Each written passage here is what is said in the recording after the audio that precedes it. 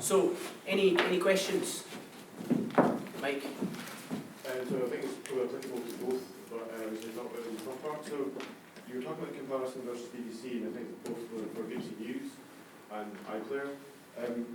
I wonder how you can avoid doing E2 at the feature level. So you talked about comparisons of what people expected and what people already found on Zillow Players or on BBC News. So how did you decide what was the feature you didn't want to copy because you decided it wasn't appropriate or wasn't a good idea, even though it existed, either in the player or in the news? Again, I think it's more, the BBC obviously do local and they do that kind of regional Scotland mix. There's kind of a feeling in-house that we maybe kind of do it a wee bit better, not in any kind of derogatory way to the BBC, but just that we take it very much as kind of a central plank of what we deliver at the end of the day and what people may be there for. Again, with a lot of the UX and the feedback, again, I only posted 2 or 3 things just for the sake of keeping the presentation relatively brief. But there was a long list, and local would probably be something that would come in right after those kind of more fluffy things like friendly and whatever. Local is, if you looked at a word map of all the things that people said about STV, local would be pretty big on it. So again, it's about getting the stories out there quickly, being the first on the scene with it. And that's something that we're not necessarily there right now, but it's certainly coming up the curve where production methods and getting people at the scene of various kind of incidences or events are uploaded quickly onto the site, and there's an internal process now where it's not being driven by a broadcast agenda where you've got time slots where you wait to output the news. So I think that's where the opportunity is. It's not that the BBC don't do it, but they don't appear to me to take it as seriously as, I don't know if there's anyone in from the BBC and want to take me up on that, but it's certainly something that it's an opportunity for STV and something that's treated by the I guess the content and editorial team upstairs as a bit of a differentiator. And I think, and for player, it's quite interesting. So when I was talking about the design and the UX testing, so whenever we're looking at proof of concepts, when we've been looking at the connected TV stuff, one of the things we do initially is we actually get those users to test out those other products as well and tell us what they like and what they don't like about those things as well, thinking about it from a Scottish point of view. And I think one of the obvious ones is we thought favourites, everyone's going to want favourites, and all the user testing kind of told us people weren't that bothered about it. And actually looking at it from the point of view of the size of our back catalogue, perhaps compared to the BBC, you can see why that's not been such a key feature for us. Great. Thanks, Mike. I'd like to ask one. So localization, you've got this,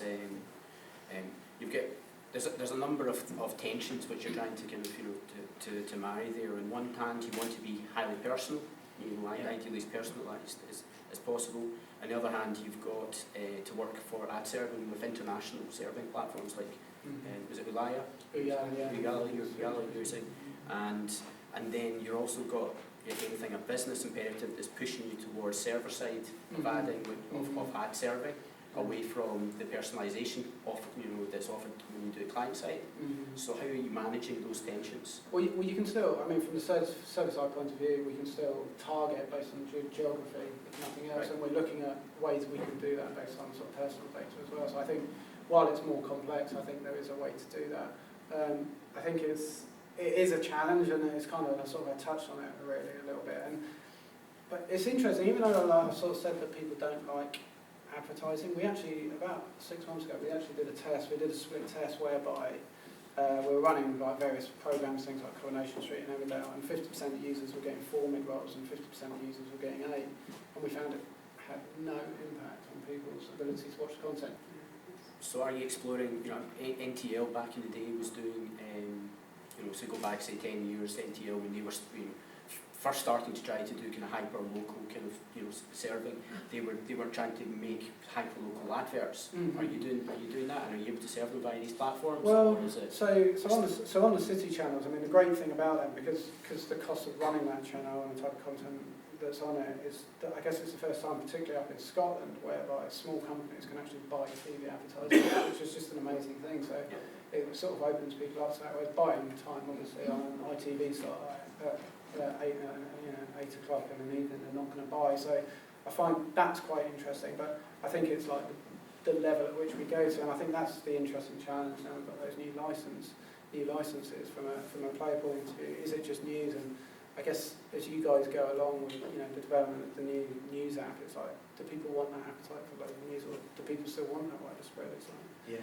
it's a danger we can get too sort of zoomed in on it. Yeah, and again, the point that we made in the presentation, just around the registration kind of journey for users, etc. We don't really have that problem on the news side, because people don't want to register for news. So we've been looking at various different kind of elements, something that internally we kind of branded Smart Reg or Smart Registration, where we kind of have an umbrella STV kind of membership where we could maybe use some of the data, because again, user group of one. If you don't have advertising, then if it's related to what you're interested in, and we've all had the adverts follow us around from website to website for something we bought 4 months ago. It doesn't recognise that we're wearing the shoes that we were looking for, Clark's. So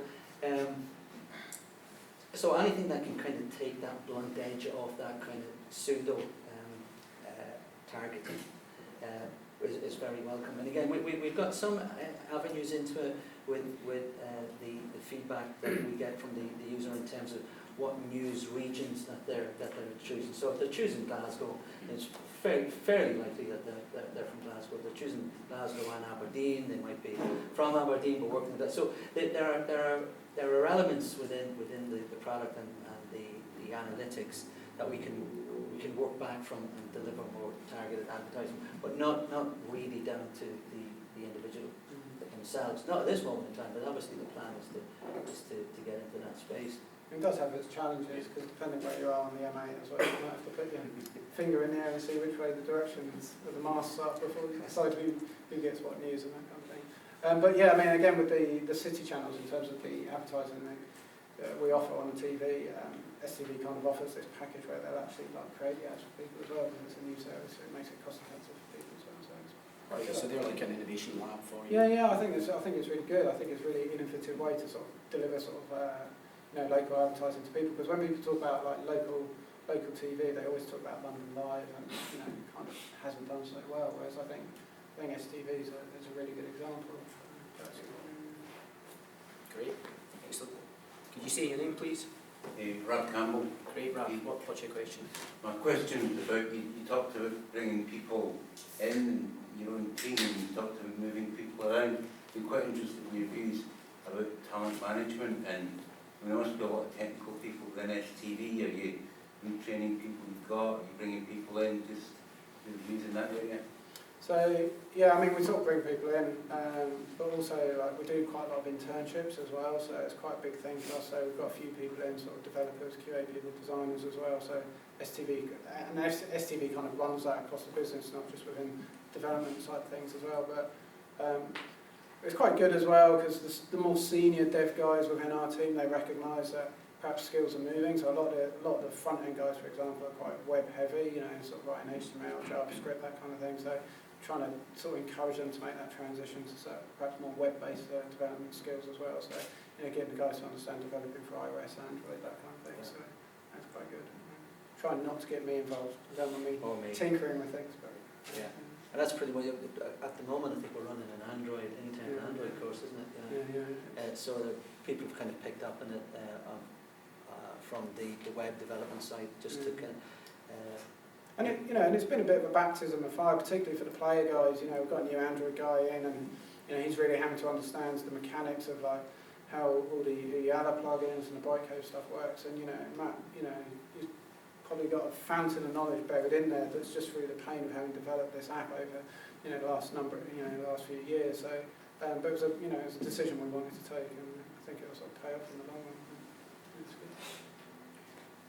Does that answer your question, Rob? Yeah, thanks. Can I have a follow on that? It's this idea of kind of, what's you know, you've done both. You've worked with Bitwink on developing your iOS and your Android app, and then you're building in-house, and some things you build completely in-house. You know, Yeah. like what's your recommendation? When should people work with an external partner, and then when should they build in-house? And any top tips? I guess from my experience, and this is probably not just sort of STV related, I think when you're sort of building up a new product, a bit like we were with the player, you know, when it was the early days and perhaps we didn't have the skills and knowledge, that just made perfect sense to involve someone like Bitwink, you know, because they knew it and they understood it. And I think now that we're going into more sort of, you know, just continual feature development, you know, the risks are less because you know you've got a stable product there, and you can take a little bit more time out sort of developing new features and that kind of thing. And it comes down to costs. You know, Matt always gave us good rates, but you know, But again, we worked with Bitwink initially, on the cities project, where we didn't have any internal expertise. So what it allowed us to do, to a large extent, was to learn from Bitwink and look at what some of the issues were, but have the luxury of being able to pass those issues back to Matt and say, Matt, can you sort them out? But and so that was definitely the right decision for STV at the time to start building the internal team. We just didn't have the internal kind of app focus at that point. There had been apps built by individuals within the company, but not kind of as a constituent part of the dev team, like 3 or 4 development guys. So it worked perfectly well for us. And when we pulled our own small kind of team of 4 together on apps, we were able to then rely on Matt, because Matt was then at that point working well on Player, that we were still able to kind of leverage a little bit of expertise and knowledge and say, we're thinking of this, what about that? And I mean, every now and then, maybe once every 2 or 3 months, I still contact Matt personally, just because we're trying to resolve some particular technical question or dispute, and he's back to me pretty quickly.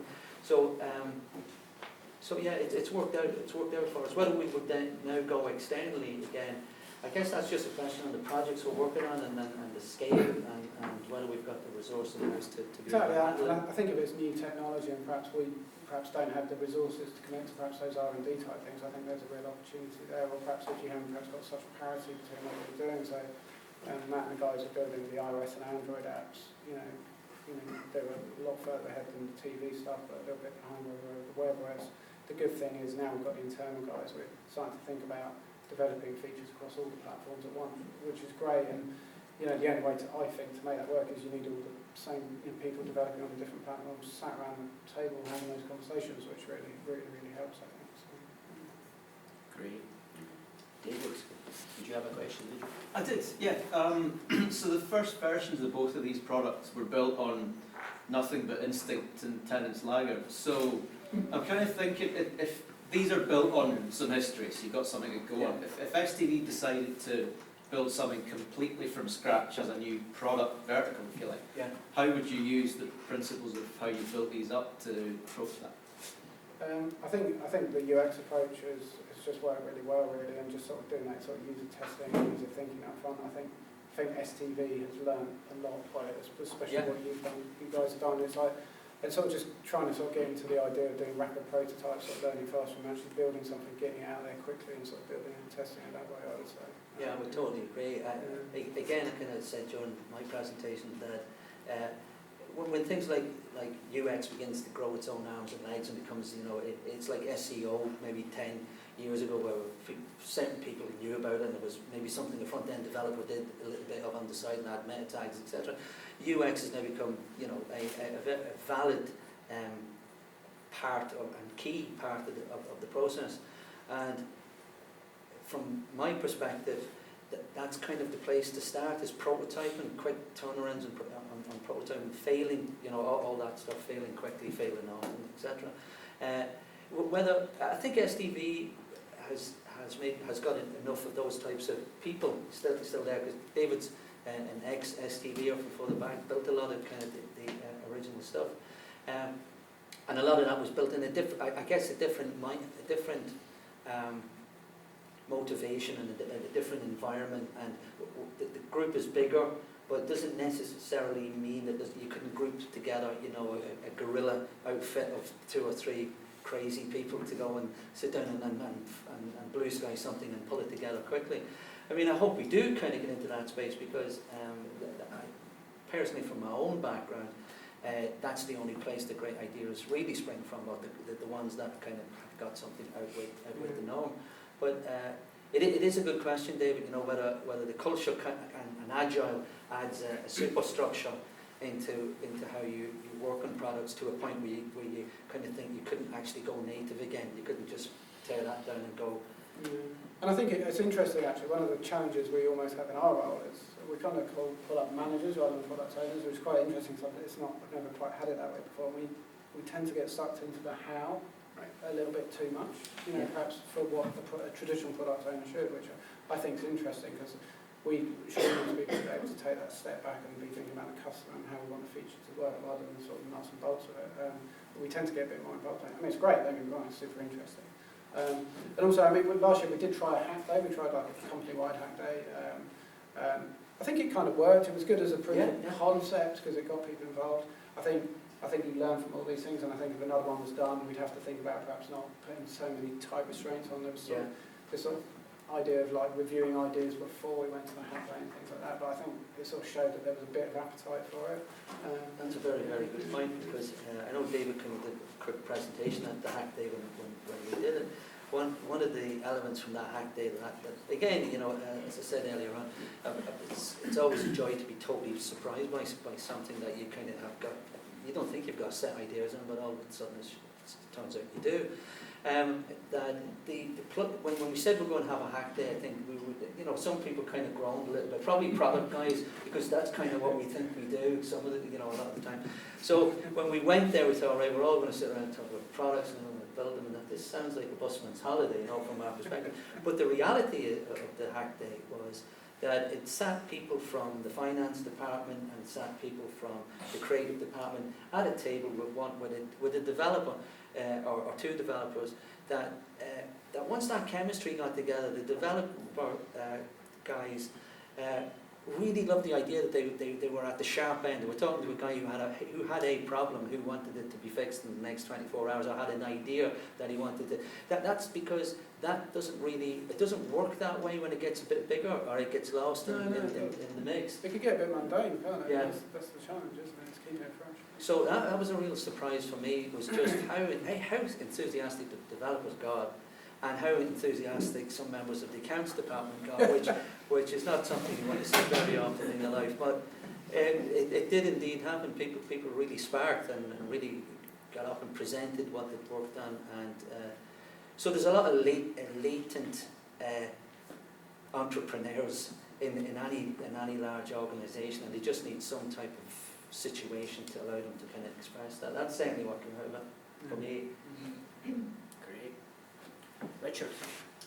You mentioned the Cities app briefly, and I remember that about a year ago, I guess, using it. I thought it was a really interesting approach, sort of bringing in social media and also editorial news and being hyper-local to a city. Yeah. I just wondered, obviously, you've taken a different approach now, you've gone a bit broader with it.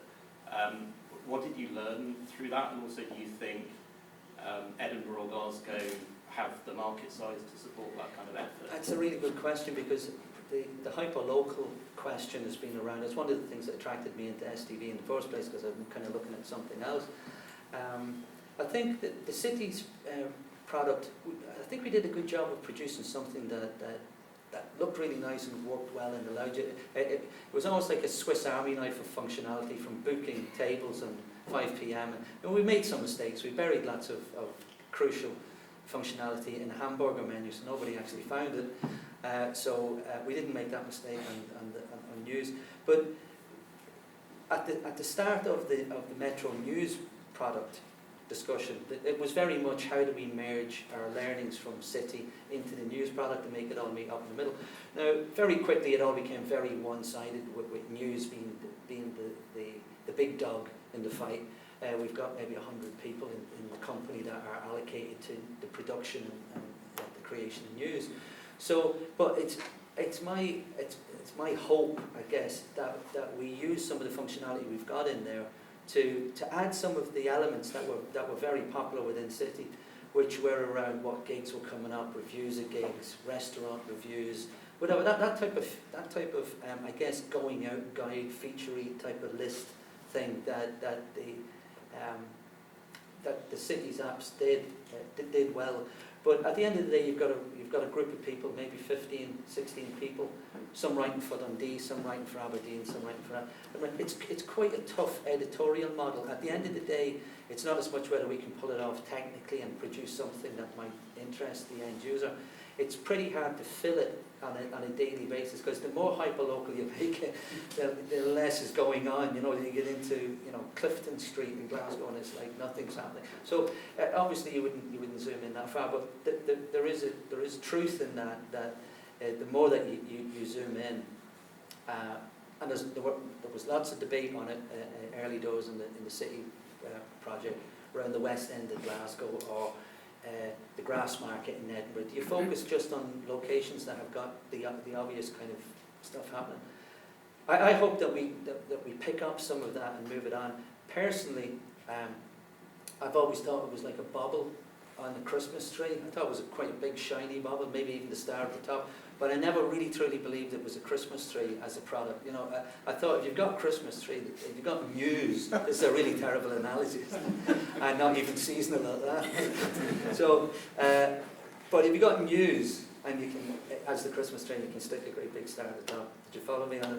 Yeah. Kind of, yeah. I think it's a great feature. I'm not so sure it's a great product in its own right. So that's maybe what we've taken away from it. Exactly, I think that's it. It's not building it into that new product, really, because I think people don't necessarily think STV super local kind of thing. It's not a brand that we're known for. Yeah. Great. Any more questions?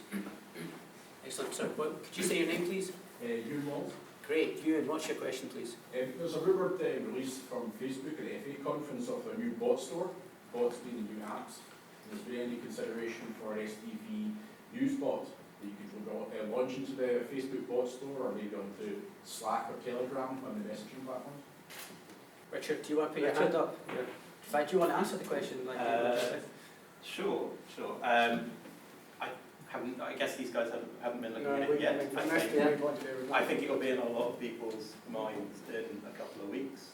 Microsoft made some big announcements about it last night with Skype and the general platform for bots. And obviously Slack's got a lot of traction in business, and people are starting to use bots to help with automating stuff within the organisation. I think the big thing is going to be Facebook launching it, and it looks like they'll go quite big on it.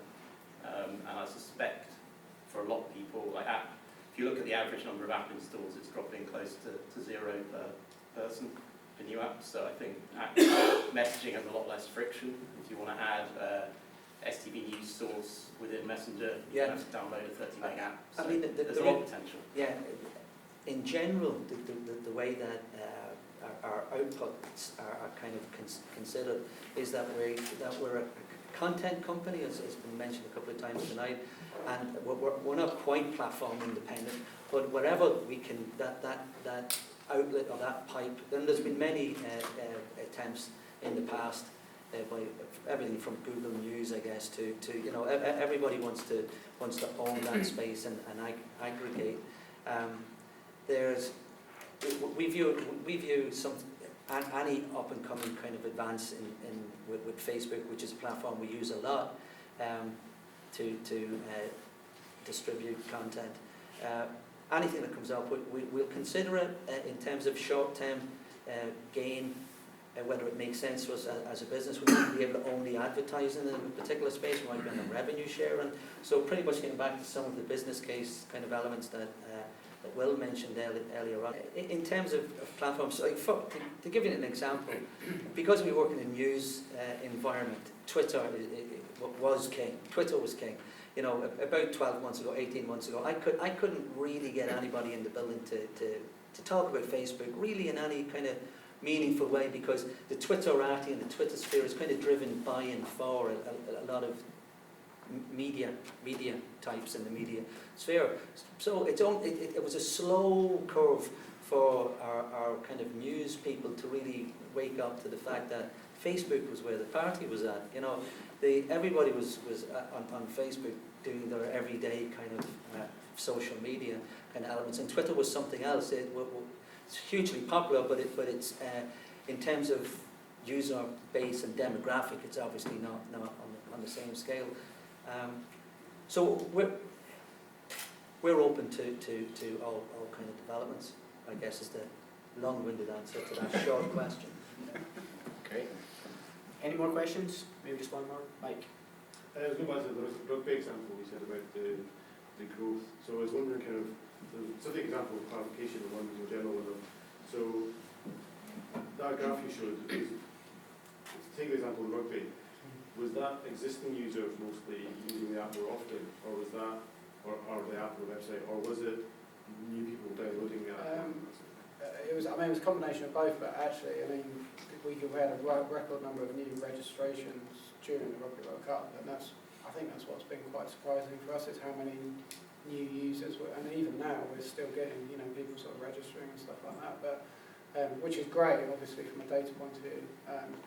You know, my focus is how to retain those customers and how to keep them happy, you know, and I think one of the interesting things, I didn't sort of go into the detail so much on it, but like with the Android guys, it's like we know there's like something like 1.62 million-ish Android devices out there, and we've sort of worked through looking at the number of people that downloaded the player app, the number of people that have opened the player app, number of people that are active users within that app. It's like a tiny percentage, so like, you know, we're trying to work out where that gap is, where someone's engaged enough to download our product, but then there's something not happening where they're not using it. It may just be down to the stability of the experience, it might just be that it doesn't deliver what they want from a content point of view. But yeah, and obviously a big event like the Rugby World Cup gets a lot of marketing, a big push as well, so I think that sort of definitely helps it as well. I think it's going to be interesting when we do a test with TV. I think that's going to be really interesting. I think people probably, I wouldn't say they don't mind it, because it's probably one way to put it, but like things like Netflix, where it's a paid service, you can't accept, you've got to hand over your data, so we just need to be very careful about how we handle that user journey, and just make sure the customer's at the front of it. Great. Okay, I think we'll stop there. We'll be able to stick around for 5 minutes. We're around. So we can just do some networking. If you get any more questions, so feel free to come and speak to Mike and to Will directly. But if you just join me in thanking them.